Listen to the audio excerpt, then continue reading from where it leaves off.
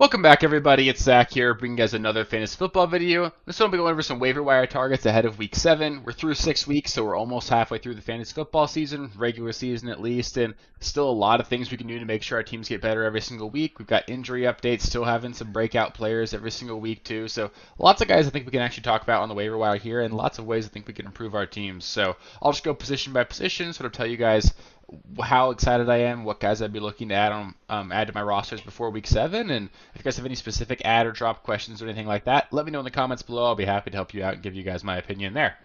So yeah, that being said, let's just get into the first position here. We'll start with quarterbacks.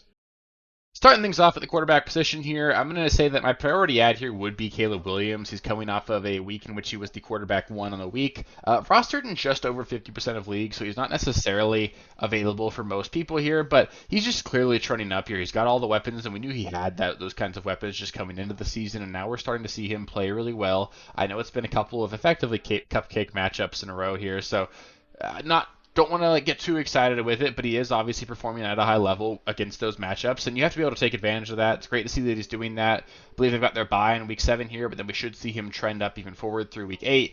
Really common to see like rookies take a jump after the bye as well. So all the signs are pointing towards great things going forward for Caleb Williams. He ran the ball a little bit this last week as well. I think he's a guy that can be a top 10 quarterback the rest of the season. So especially if you're hurting at the quarterback position, I would just look to grab Caleb and think that he could be the answer for you guys the rest of the way. Sam Darnold, got to mention him, was playing great for the first 4 weeks of the season, had a rough Week 5, still won the game, they're 5-0, but could have easily been dropped after that Jets game or even before it. And this game in Week 6 or Week 7 here, they play the Detroit Lions. He's through his bye here. He's got obviously a lot of weapons. He's going to get Aaron Jones in theory back. He'll get TJ Hawkinson back at some point. Sam Darnold should be a relatively solid fantasy asset the rest of the way. He's got like 4 straight great matchups coming up here, and this is a great ad for some of you guys that need a quarterback just for like a month or so. Jared Goff, always an option, playing fantastic right now, just sort of perennially floating around on that waiver wire as a guy that you can pick up and stream. Great matchup again. Not actually a great matchup this week against the Vikings, but this Lions offense is playing so great that I think I'd be willing to pick up and play Jared Goff if you need to. I just want to mention Tua here. Could return as early as Week 8. Sounds like he's going to be returning at some point in the season. That's obviously great news for anybody that has a Dolphin on their roster. But even if he doesn't return super immediately, we know he can be a quarterback one when he's active. Just a great guy to have on the back of your bench, especially if you've got an IR spot. You can pick him up and just slot him in there. Unlikely that he's available in leagues with IR spots. So just take a look. He's a guy that I'd want to maybe beat the waiver wire a little bit and grab him 1 week early. Next up with the running back situation here, I'm going to start things off with Isaac Guerendo. Could be the starter here in Week 7 for the Niners. We saw Jordan Mason leave with a shoulder injury. We know Christian McCaffrey is reportedly targeting a return in November. These shoulder injuries for Jordan Mason can often be a few weeks, so we could look at like a 2 to 3 week stretch of Isaac Guerendo effectively being the lead back for this offense. We know how extremely valuable that can be. Tough matchup against the Chiefs here in Week 7, but if he's all alone, I'd be comfortable starting him. We saw him look okay and then obviously pop one long run at the end of the game. Could have scored, but chose to go down. He's in a great situation. He's a guy that I'd be willing to pick up and play for sure. And if you need a start for a few weeks, I think he's a guy that can obviously help tide us over. Like if you've got Christian McCaffrey, he's a priority ad for sure. If you've got Jordan Mason, he's a good ad. I want Guerendo on my rosters, especially if I'm running back needy. Ray Davis just balled out in Week 6 here. Obviously, this is probably going to be the best game he has all season, assuming James Cook comes back and plays the rest of the way. But he's probably earned himself a role at some point here. He could easily be like the Thunder to James Cook's Lightning here. Like there could be a very simple I could see a Jahmyr Gibbs, David Montgomery situation paying out here in Buffalo, where Ray Davis acts as the David Montgomery. And we know how valuable David Montgomery can be. It's a really elite offense here in Buffalo if they can run the game this effectively. Ray Davis played super well. He's a guy that's going to earn touches going forward. And if we see James Cook miss time again, Ray Davis will absolutely be a guy that we want to start. So he's got to be on rosters for sure. Ty Chandler, we could see Aaron Jones miss Week 7. Don't really have a report on that yet, but if he does, Ty Chandler would be a pretty solid start in Week 7 against the Lions. You'd be hoping for some pass catching there, but he should catch passes enough to be fantasy viable. Sean Tucker, have to highlight him here. Just came out and put up 200 total yards and 2 touchdowns in Week 6. It's going to be really tough to trust any of the Tampa Bay backs if Rachaad White is back, because we'll see in all likelihood 3 of those guys get touches, which makes things super difficult, but you can't just ignore that entirely either. So Sean Tucker would be like a low priority ad for me as someone that if you really need to start this week and Rachaad White was going to miss, I would be willing to consider playing him. Obviously, a tough matchup here against the Ravens in Week 7, but I think there's enough opportunity there, and he looked so good that I'd be willing to potentially trust him if Rachaad White is out. Kamani Vidal, got to mention him, played really well in week 6, and he's one injury away from being a workhorse with Gus Edwards on IR. Absolutely needs to be rostered for sure. Deonta Foreman, got to mention him. We saw Jerome Ford leave the game with an injury. Sounds like Nick Chubb could be back as soon as week 7 here. So if Chubb plays, I'm not really going to be excited about playing Deonta Foreman. But if Chubb misses one more week, Deonta Foreman gets to be effectively a workhorse running back in this offense. I'd be wanting to play him, even though it's not a great matchup at all against Cincinnati, who has been decent. I mean, not that it's a bad matchup, just I wouldn't feel confident playing Foreman. But like, yeah, you could do it if you need to.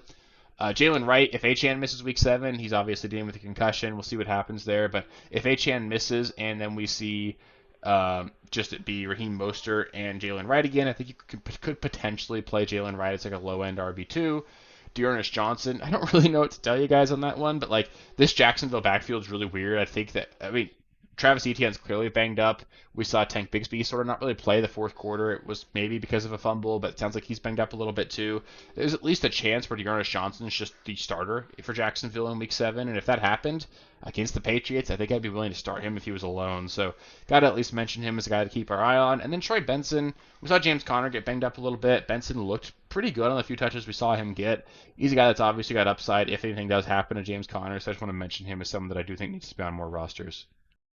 Next up at wide receiver here, we've got Demario Douglas is my priority had here. Drake May just actually looked pretty good. Obviously, the Texans pretty much smacked down the Patriots here, but 3 touchdowns for Drake May is obviously great to see. It just gives this offense in general a way higher ceiling than what Jacoby Brissett was offering. Demario Douglas is the most proven and reliable receiver in this offense, and he did it again last week. 6 catches for 92 yards and a touchdown. Douglas is a guy that I think we can start, especially next week against Jacksonville. I've got a couple of leagues where I'm hurting with injuries, lost Olave and Harrison in the league. I'll be probably looking to pick up Demario Douglas and just start him this next week. Josh Downs just continues to produce. Probably going to see some reduced production if Anthony Richardson comes back in. But he's a good player. Sounds still like Michael Pittman's not exactly just like a bill of health here. We could certainly see Michael Pittman miss some time, and if that happened, Josh Downs would be even more viable. Michael Wilson has a chance to be the number 1 wide receiver in week 7 for Arizona. Marvin Harrison got concussed in week 6. Not sure if we'll see him in week 7. They do get to play on Monday, so you get 1 extra day for Harrison, but I would assume Harrison's not going to play here. Makes Michael Wilson a pretty reasonable start if you need to. Xavier Legette, he's the clear wide receiver 2 in Carolina. The third option behind obviously Deontay and Chuba, but pretty good player, rookie. He's ascending, so he's a guy that we can play if we need to. A good matchup this week against the Commanders as well. Romeo Doubs scored twice this last week. I mean, it's going to be tough to predict any of that with Romeo Doubs, but he might have been dropped after getting suspended for a game. He's a guy that I don't think should be on waivers because he's a guy that you can play as a flex if you need to, and reliable snaps and targets are tough to come by on the waiver wire, so he should be rostered more. Alan Lazard, the clear wide receiver 2, not in Buffalo, in New York. My bad, they were playing Buffalo in week 6. So Alan Lazard cleared wide receiver 2 in the team, a guy that I think we can trust as like a low-end flex play if we need to. Jalen Tolbert is still the clear number 2 wide receiver in Dallas.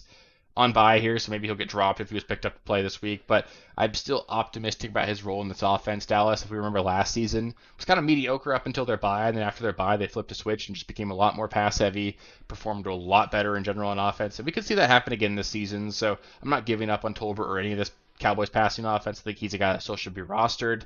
But Gabe Davis, have to mention him, scored twice this last week. I'm not buying into it. He's the number 3 wide receiver in this team, number 4 pass catcher behind Evan Ingram as well. So don't do it, but you're going to see him on a lot of waiver wire articles and videos here. Have to mention him, but I'm not interested. I wouldn't expect a lot there. And then Bub Means, like he's the number 2 wide receiver in New Orleans right now. It sounds like Rashid Shaheed's also dealing with an injury, so he could effectively operate as the number 1 wide receiver on Thursday. I don't like it. They play the Broncos on Thursday against, obviously, Patrick Surtain. If Surtain were to miss this game, which is possible because he left the game early last week, maybe I'd be willing to throw him out there as like a desperation play, but it feels really bad. You're playing a guy named Bub Means with Spencer Rattler at quarterback on Thursday Night Football. I don't want to do it, but if you're in like a 16-team league, I have to mention him because his role is going to be a lot more prevalent here this week. So had to mention him even though I don't really expect a lot there. Next up at tight end here, I'll start things off with Zach Ertz. He's just always an option. We saw him go 4 for 68 this last week. They get to play Carolina in week 7, so like we know you can score on Carolina. He's a low-end tight end 1 every single week. It seems like he's getting enough involvement that I think we can trust him. Just don't expect a ceiling game there. But sometimes just getting 6 to 10 points out of your tight end is all you're looking for, and in this economy, we can kind of take that. Cade Otton has a matchup with Baltimore, continues to be involved here. Baltimore is going to put up enough points that the Bucs are going to need to score, and this Bucs offense is a unit right now. They're just putting up a ton of points. Cade Otton scored this last week. I think you can play Cade Otton. Just understand, not a big ceiling play there, but he's running a lot of routes, getting targets. Offense is putting up a lot of points. There's going to be opportunity there for Cade Otton, so you could certainly do worse. And then last, but certainly not least, because we all know some matchups can get decided on this. Defensive streaming options here. A couple that I'll highlight. Denver, probably not available, but if they are available, they play the Saints on Thursday. They're going to have Spencer Rattler at quarterback. No Chris Olave, maybe no Rashid Shaheed. Even if Patrick Surtain is out in this one, Denver should still be in line for a really great performance on Thursday. The Bengals get to play the Browns this week. They got their whole defensive line back this last week as well. Played a lot better. The Browns are just an absolute target for us on defenses here. Deshaun Watson continues to get sacked. There's no really upside at all in this Browns offense, so I think you can play the Bengals defense for sure. And then the Bills maybe got dropped this week ahead of their matchup against the Jets, but they play the Titans in Week 7. Obviously, we know we want to target Will Levis and see if we can get some more wild, dumb plays that Will Levis is certainly going to make here. So the Bills would be a really great option as well if you need a defense.